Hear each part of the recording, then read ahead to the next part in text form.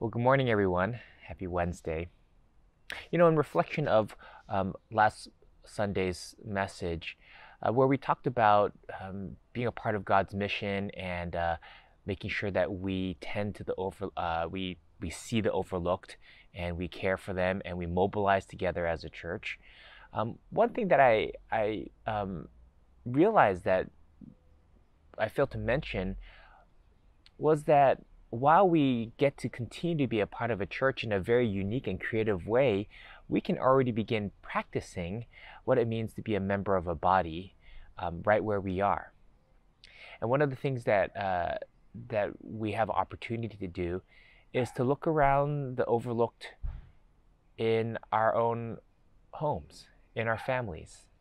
And this doesn't just mean the people that live within the walls of your house or your apartment, but it means being aware of the people that you would consider family, your functional family, perhaps.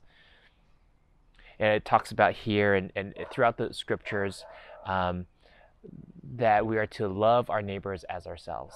This is part of the greatest commandment that God gave his people, was to love God um, with all your heart, soul, mind, and strength, and to love your neighbors as yourself. And I think one of the things the two things I wanted to highlight was first that your neighbors are very close to you.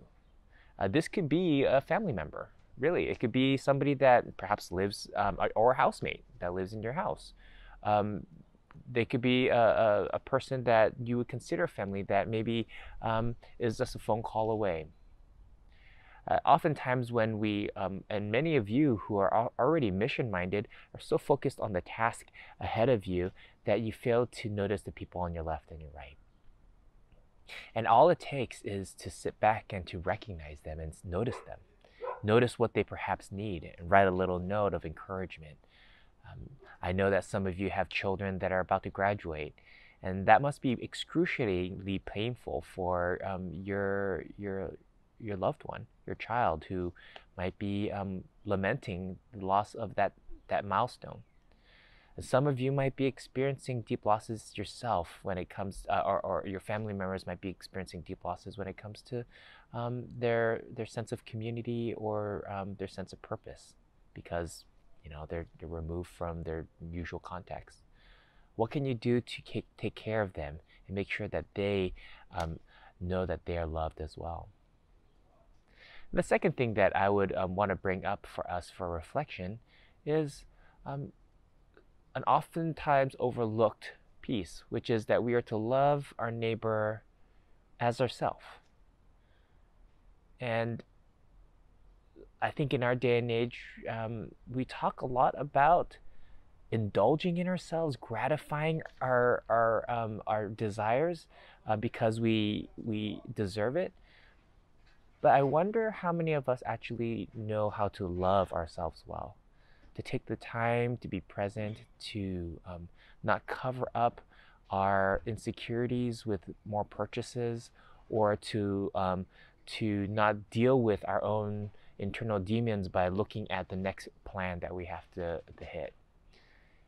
And I want to encourage you to really sit back and take some time today to consider what does your heart really need? What is it lacking? Do you need to take some space away from all the hubbub and anxieties that are around you? Do you need to go exercise? Do you need to read scripture and be reminded of God's love for you? What is it that you need to remember that you are a beloved child of God? As for me, I try to get out in the morning before the sun comes up. I'm a morning person, and I'd grab my hot beverage. Sometimes it's coffee, sometimes it's tea. I don't know. I'm a little confused right now, but I would sit out on my in my brick patio and just look at the sky and listen to the birds. It's a time of moment for me to just realize that I'm part of creation. I'm a part of a created order that, because of sin, was thrown into chaos. And because of Jesus' death and resurrection on the cross, is being redeemed into fullness again. And I get to be a part of that. It's really restorative for me just to sit in the quiet and hear the birds begin to wake up and sing to the dawn. And what is it for you?